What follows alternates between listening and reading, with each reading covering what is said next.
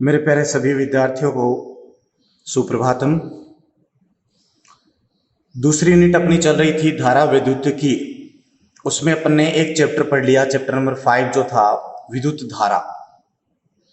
आज अपन नया chapter start कर रहे हैं उसी दूसरी यूनिट का, विद्युत परिपथ। ठीक है, तो पांचवें चैप्टर में अपन ने केवल एक शाखा की बात की थी, मीन्स एक ही वायर था जिसमें धारा प्रवाहित की बात करी। अब यहाँ पे कई तारों से मिलकर, कई शाखाओं से मिलकर एक जाल बनता है जिसे अपन विद्युत धारा कहते हैं, सॉरी विद्युत परिपथ कहते हैं।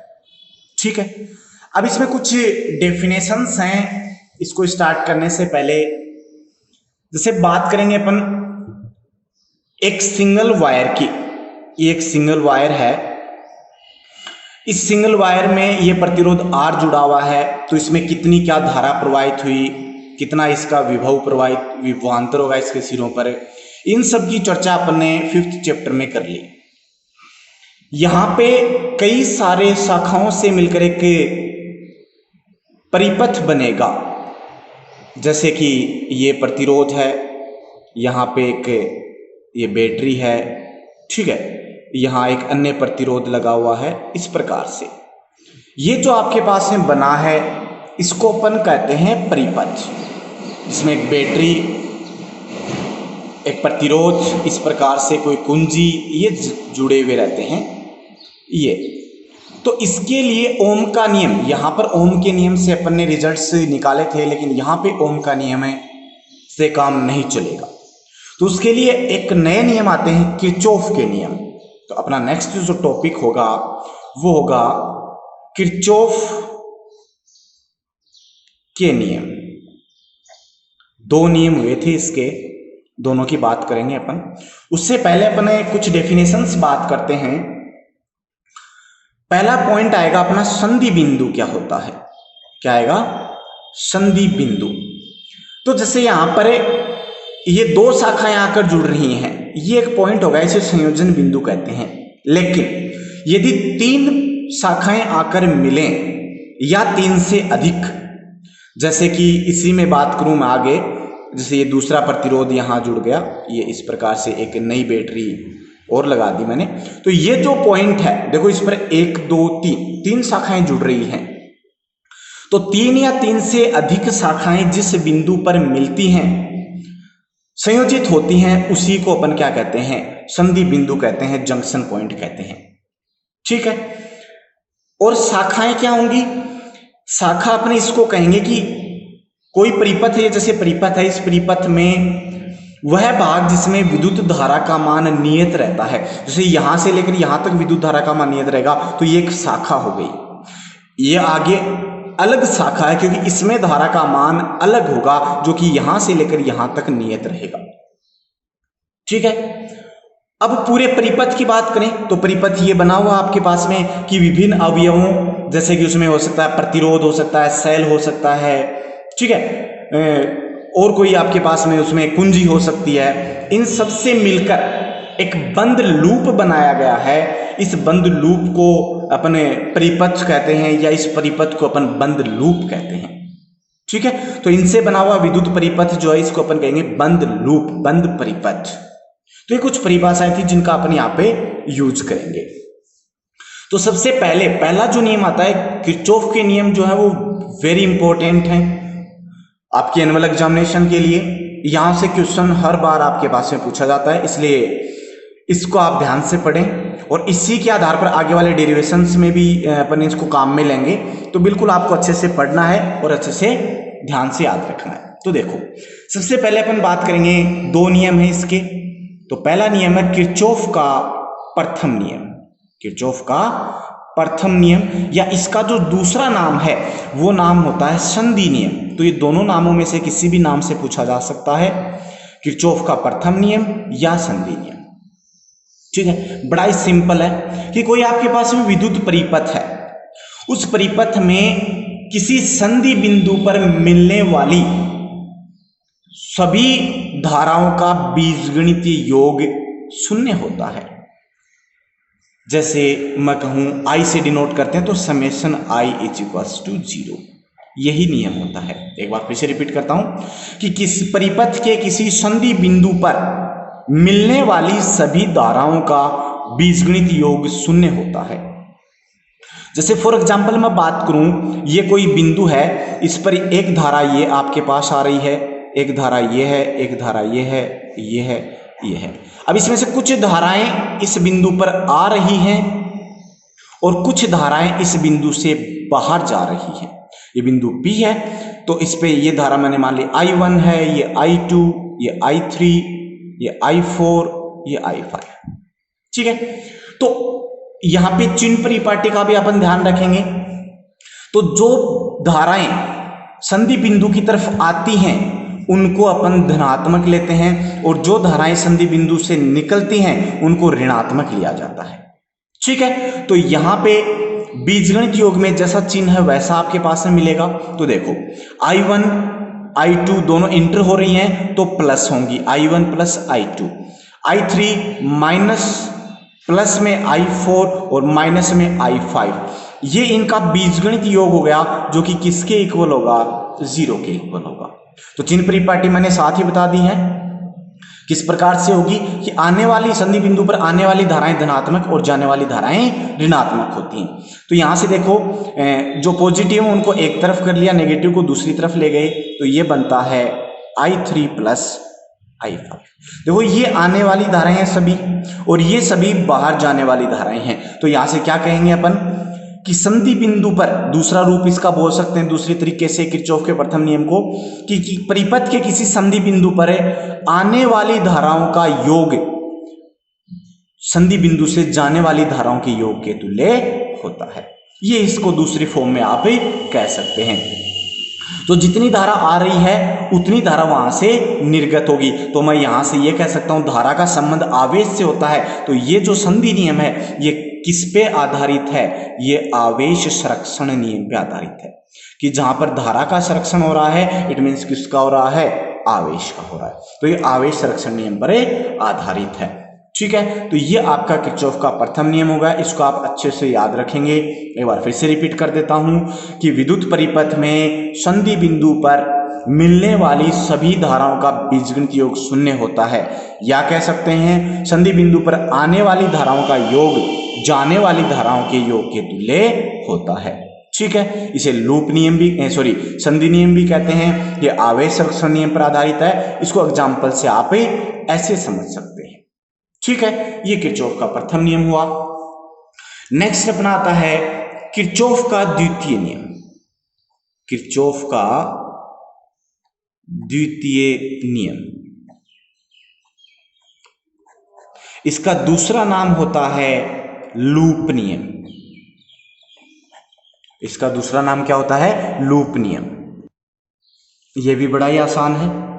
ये क्या कहता है, लूप, अभी हमने बात की थी कि विद्युत परिपथ वह विद्युत परिपथ जिसमें विभिन्न अवयव जैसे कि प्रतिरोध है, सेल है, कुंजी जुड़े होते हैं, तो वो एक बंद लूप का निर्माण करते हैं। ठीक है, ये जो संधि नियम था ये बंद परिपथ और खुले परिपथ दोनों के लिए वैलिड होता है, लेकिन लूप नियम केवल बंद परिपथों के लिए वैलिड होगा। तो क्या होगा कि कोई बंद विद्युत परिपथ है, उस बंद विद्युत परिपथ में आपके पास में क्या जुड़े हुए हैं, कई प्रतिरोध जुड़े हुए हैं। जैसे मैं इसी की बात कर लूं, ये ऊपर आपको एग्जांपल दे रखा है, इसमें नाम दे देता हूं ABCD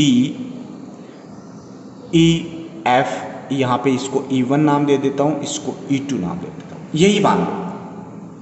तो ये आपके पास में एक परिपथ बन गया, देखो लूप बन गया ABEF, दूसरा लूप है BCDE, दो लूप हैं यहाँ पे। तो एक लूप ABEF ये एक बंद परिपथ है। तो इस बंद परिपथ में, इसी से समझे आप डेफिनेशन, इस बंद परिपथ में प्रतिरोधों के सिरों के मध्य विभवांतर, जैसे मैं इसमें धारा भी दर्शानी पड़ेगी अपने को। जैसे मान लो यहाँ से I1 धारा जा रही थी तो यहाँ भी I1 होगी, यहाँ इसमें से I2 गई तो इसमें से बचेगी I3। ठीक है, तो देखो इसमें से प्रवाहित धारा कितनी, यहाँ इसमें से प्रवाहित धारा कितनी, R2 में से I1, और R1 में से कितनी, R1 में आपके पास में यहाँ से I3 आपके पास आएगी और इधर से I2 आएगी। ठीक है, तो इसमें कोई सा भी अपन एक अगर लूप की बात करें तो मान लो कि मैं लूप ले रहा हूं BCDE, ये वाला लूप लिया मैंने BCDE, एक प्रतिरोध है और एक सेल है।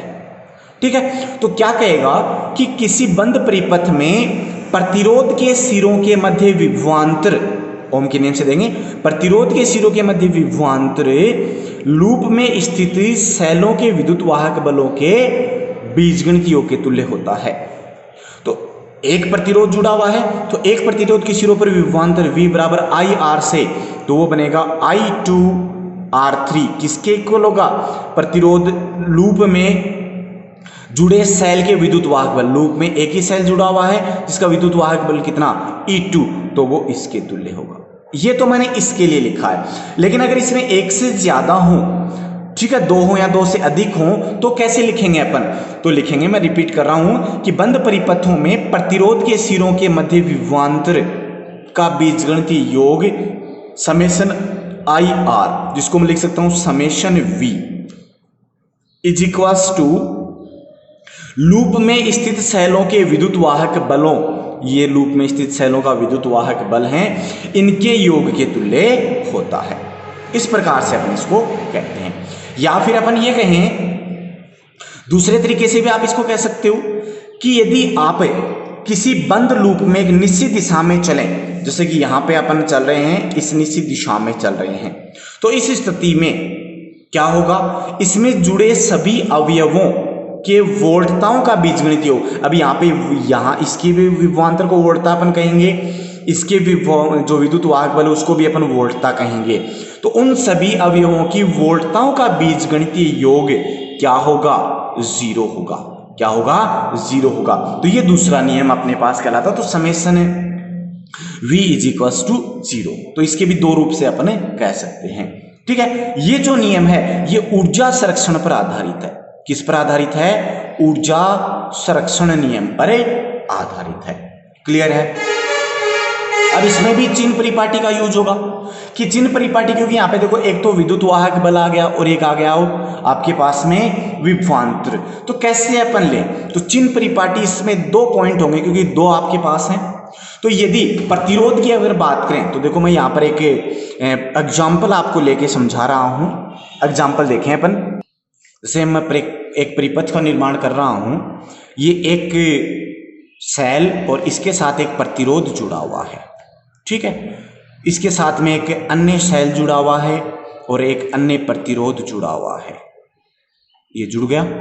ठीक है, इसके साथ में एक और प्रतिरोध जुड़ा हुआ है, ये इस प्रकार से, ये एक आपके पास कंप्लीट है। इसको मैं नाम दे देता हूं A, B, C, D, E और F। इसका विद्युत वाहक बल है E1 प्लस माइनस, इसका विद्युत वाहक बल है E2। ये प्रतिरोध है R1 मान लो, ये मान लिया R2 और ये मान लिया R3। ठीक है, तो इसमें 2 लूप हैं, एक लूप है ABCF, दूसरा लूप है FCDE।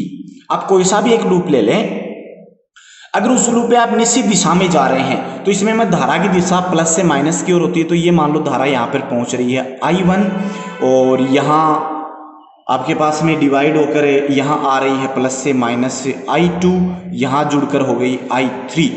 ठीक है, तो यहाँ पे भी क्या होगी, यहाँ भी होगी I3, यहाँ होगी I2 और यहाँ होगी I1। ठीक है, अब देखो कि आपके पास में एक लूप, जैसे मैंने लिया लूप ऊपर वाला ले लेता हूं मैं ABCF, इस निश्चित दिशा में चल रहा हूं मैं जिस क्रम में लिखा हूं उसी निश्चित दिशा में चल रहा हूं ABCF। तो चिन्ह परिपाटी ध्यान से समझें, पहले मैं बात कर रहा हूं विभवांतर की। तो यदि आप किसी प्रतिरोध में धारा की दिशा में जा रहे हैं तो उसके सिरों पर विभवांतर धनात्मक होगा। अगर धारा की दिशा में जा रहे हो तो प्रतिरोध पर उत्पन्न विभवांतर क्या होगा, धनात्मक। और यदि धारा की विपरीत दिशा में जा रहे हो तो प्रतिरोध क्या होगा, प्रतिरोध के सिरों पर विभवांतर ऋणात्मक। जैसे कि मैं देखो ABCF, A में चल रहा हूं तो R1 के ऐसे गया मैं, जबकि धारा आ रही है ऐसे, तो इसके सिरों पर विभवांतर क्या होगा, ऋणात्मक। अब मैं इधर आ रहा हूं, देखो CF, तो देखो धारा की दिशा इधर है और मैं जा भी इधर ही रहा हूं, तो R2 के सिरों पर उत्पन्न विभवांतर क्या होगा, धनात्मक। इसमें होगा ऋणात्मक, इसमें होगा धनात्मक, इस लूप के लिए। क्लियर है। अब मैं बात करूंगा विद्युत वाहक बल के लिए। तो विद्युत वाहक बल का बड़ा ही सिंपल है कि यदि आप प्लस टर्मिनल से माइनस की ओर जाते हो तो विद्युत वाहक बल माइनस होगा, मतलब जिस टर्मिनल की ओर जाओगे वैसा ही उसका चिन्ह लिया जाएगा। और यदि आप नेगेटिव से पॉजिटिव जाते हो तो उसका होगा पॉजिटिव। ठीक है। अब देखो यहां से इसी लूप में चलते हैं अपन वापस। तो ABCFA, तो देखो ऊपर वाले में E1 के लिए मैं प्लस से माइनस जा रहा हूं, तो E1 का चिन्ह कैसा होगा, ऋणात्मक। फिर मैं BCF की तरफ जा रहा हूं, तो देखो नेगेटिव से पॉजिटिव जा रहा हूं, तो E2 के लिए कैसा चिन्ह होगा, पॉजिटिव। तो इस प्रकार से चिन्ह परिपाटी आपको याद रखनी है। क्लियर है। ये हो गई चिन्ह परिपाटी। तो किरचॉफ के दो नियम है, दोनों नियमों को आप अच्छे से याद रखेंगे, उनका गणितीय रूप, इनसे संबंधित न्यूमेरिकल भी पूछा जाता है और ये डायरेक्ट नियम भी पूछे जाएंगे कि किरचॉफ का प्रथम नियम लिखिए, द्वितीय नियम लिखिए, इस प्रकार से। ठीक है। नेक्स्ट अपने पास एक नया टॉपिक आता है, व्हीटस्टोन सेतु। अपना नेक्स्ट टॉपिक है व्हीटस्टोन सेतु। क्या होगा व्हीटस्टोन सेतु? एक व्हीटस्टोन नाम के साइंटिस्ट हुए थे, उन्होंने एक विशेष प्रकार का परिपथ बनाया और वो परिपथ में उन्होंने 4 प्रतिरोध जोड़े, एक सेल जोड़ा, एक धारामापी और 2 कुंजियां जोड़ी। इनको संयोजित करके एक परिपथ बनाया जिसे व्हीटस्टोन सेतु कहा गया। और क्या काम में आता है, इससे अपन अज्ञात प्रतिरोध ज्ञात करते हैं। अज्ञात प्रतिरोध का मान क्या करेंगे, ज्ञात करेंगे। ठीक है, इस बात को आप ध्यान रखेंगे। अब देखो सबसे पहले इसकी संरचना कैसी होगी। संरचना मैं बोल रहा हूं, साथ साथ में इसका डायग्राम ड्रॉ कर रहा हूं। इसमें 4 प्रतिरोध होंगे, जिनमें से चारों प्रतिरोध मिलकर जो हैं वो एक चतुर्भुज का निर्माण करेंगे। चतुर्भुज की भुजाओं में वो प्रतिरोध लगे होंगे। कैसे? जैसे एक प्रतिरोध आपके पास में ये लग गया, ये जुड़ गया। ठीक है। दूसरा प्रतिरोध इसके श्रेणी क्रम में इस प्रकार से जुड़ गया, ये जुड़ गया। ठीक है। अन्य 2 प्रतिरोध भी परस्पर श्रेणी क्रम में जुड़ जाते हैं इस प्रकार से, और ये दूसरा प्रतिरोध भी श्रेणी क्रम। अब ये जो 2 संयोजन बन गए, ये दोनों संयोजन कैसे जुड़ गए, ये समांतर क्रम में जुड़ जाते हैं। ठीक है। तो ये 4 प्रतिरोध थे, प्रतिरोधों का नाम दे देते हैं PQRS। तो ये PQRS। अब यहां पे 2 ब्रिज बन गए, 2 सेतु बन गए। देखो अगर इनको मैं नाम दूं तो ये A पॉइंट, ये B पॉइंट, ये C और ये D। 2 ब्रिज बन गए, एक A व C के बीच का और एक बन गया B व D के बीच का। तो एक सेल जिसका विद्युत वाहक बल E है और एक कुंजी, उसको ब्रिज बिंदु A व C के बीच में रखते हैं, बिंदु A व C के बीच में। तो ये एक सेल और ये एक कुंजी, इसको देखो अपन ने कहां रखा, बिंदु A व C के बीच में रखा है। तो प्लस माइनस, ये एक सेल जिसका विद्युत वाहक बल E है, ये कुंजी K1। क्लियर है। दूसरा ब्रिज जो B व D है, इसके बीच में एक धारामापी, ये अपन पहले भी पढ़ चुके हैं पहले क्लासों में। धारामापी गैल्वेनोमीटर G से डिनोट करते हैं, जो कि धारा जो परिपथ है उसमें उत्पन्न विक्षेप को मापता है। ठीक है। और एक दूसरी कुंजी यहां जोड़ी जाती है K2। तो इस प्रकार से जैसे ये परिपथ जोड़ोगे तो इसमें I मान की धारा प्रवाहित मानते हैं अपन। ठीक है। तो ये तो इसकी रचना हो गई। ठीक है। तो मैं रिपीट कर देता हूं कि PQRS 4 प्रतिरोध हैं, उनको चतुर्भुज की भुजाओं में संयोजित किया जाता है। A व B के बीच में एक सेल और एक कुंजी जोड़ते हैं, और B व D के बीच में एक धारामापी गैल्वेनोमीटर और एक कुंजी संयोजित करते हैं। ये इसकी संरचना हो गई। ठीक है, मैंने यहाँ पे इसको बना दिया है। नेक्स्ट आएगी इसकी कार्यविधि कह दो या संतुलन की अवस्था कह दो। कार्यविधि कह दो, या फिर मैं कह सकता हूं इसका सिद्धांत और इसकी संतुलन अवस्था क्या होती है, वो देखो अपन देखते हैं। देखो जैसे अपन ने कुंजी K1 को ऑन किया, यहां पे मैं पहले भी बता चुका हूं, परिपथ में कुंजी मैं कहूंगा मैंने बंद की, कुंजी बंद करने का मतलब होगा आपके पास में ऑन, ठीक है। और कुंजी अगर खुली है तो इसका मतलब होगा ऑफ। तो मैं यहां पे कह रहा हूं कि कुंजी मैंने बंद की, इसका मतलब ऑन किया मैंने, ठीक है। इसमें आप कंफ्यूज नहीं हो, ठीक है।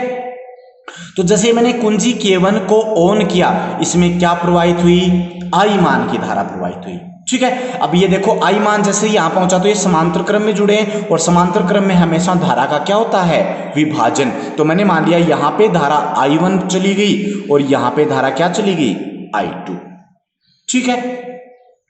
अब जैसे ही मैं यहां पर पहुंचता हूं तो देखो जैसे K2 को मैंने चालू कर दिया, ठीक है, K2 को भी ऑन कर दिया, तो यहां पुनः समांतर क्रम की स्थिति हुई, तो यहां पे भी धारा का विभाजन हो सकता है, और यहां पे भी समांतर क्रम की स्थिति हुई, यहां भी धारा का विभाजन हो सकता है। लेकिन ये धारा का विभाजन होगा, कौन सी धारा का होगा, वो डिपेंड करेगा यहां विभवांतर पर, कि बिंदु B पर विभव और बिंदु D पर विभव।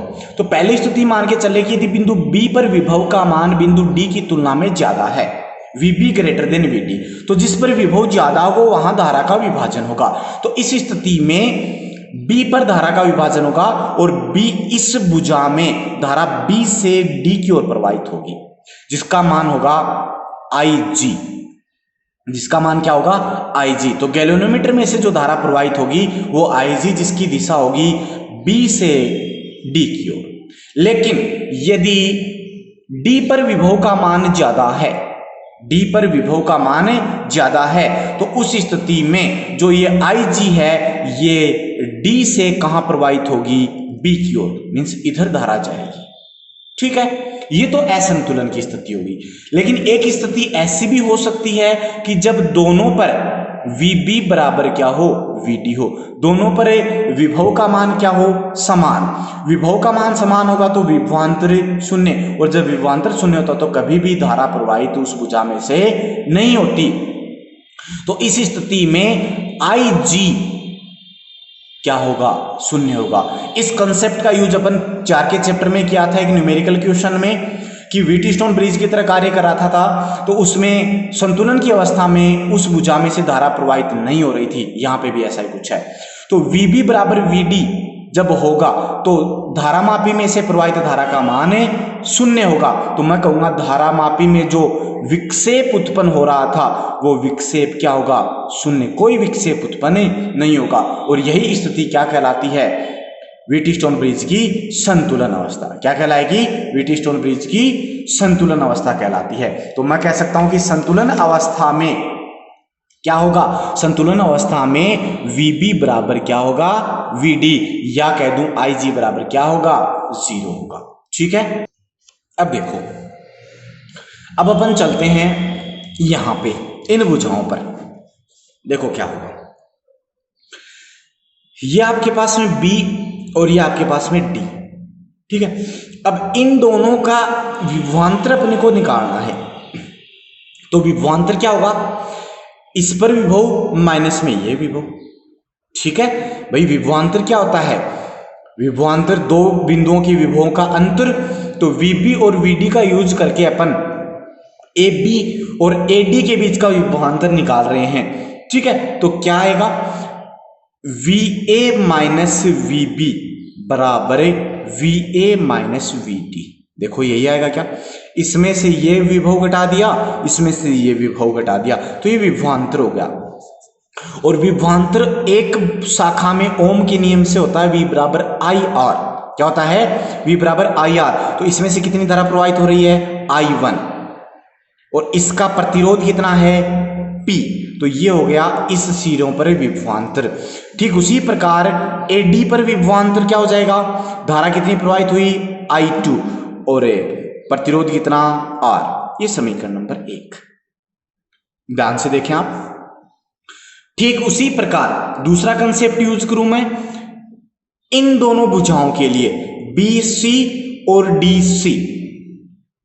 तो पुनः मैं लिखा VB और इज इक्वल्स टू VD। अब देखो अंतर निकालना है तो VB माइनस VC, इसी पॉइंट पर बात कर रहे हैं अपन, और VD माइनस VC। तो VB माइनस VC ये इसके सिरों पर विभवांतर। तो देखो इसमें से कोई धारा प्रवाहित नहीं हुई, तो जितनी धारा I1 यहां थी उतनी ही धारा I1 इसमें चली जाएगी।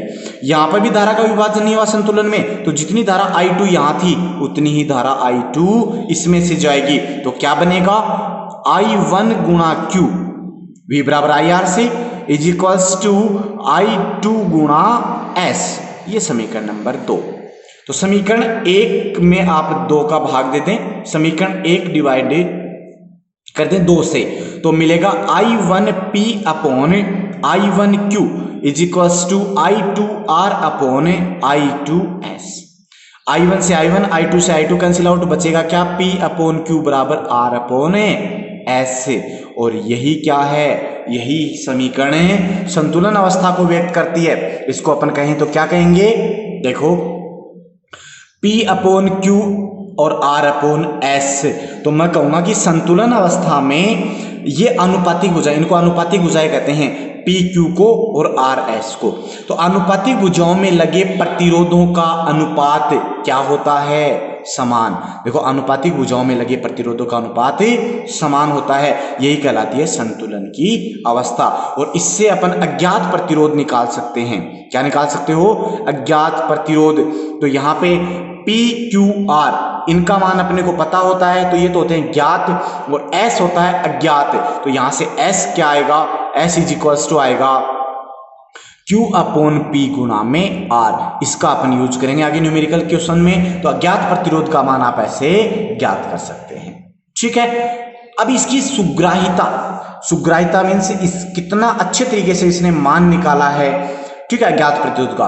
तो उस सुग्राहिता के लिए ये जो सभी प्रतिरोध हैं ये सभी समान कोटि के होने चाहिए। क्या होने चाहिए, समान कोटि। समान कोटि मतलब इनके जो प्रतिरोधों का ऑर्डर है, जैसे किलो ओम में है तो सभी किलो ओम में होने चाहिए, जैसे मेगा ओम में है तो सभी मेगा ओम में होने चाहिए। मीन सभी की कोटि क्या होनी चाहिए, समान। तभी उसके जो अपनी रेजिस्टेंस की वैल्यू आएगी वो ज्यादा अच्छी आएगी, उसकी इफिशियंसी ज्यादा बेटर होगी, ठीक है। तो ये आपका व्हीटस्टोन सेतु और इससे संतुलन की स्थिति और अज्ञात प्रतिरोध अपन ने निकाल लिया।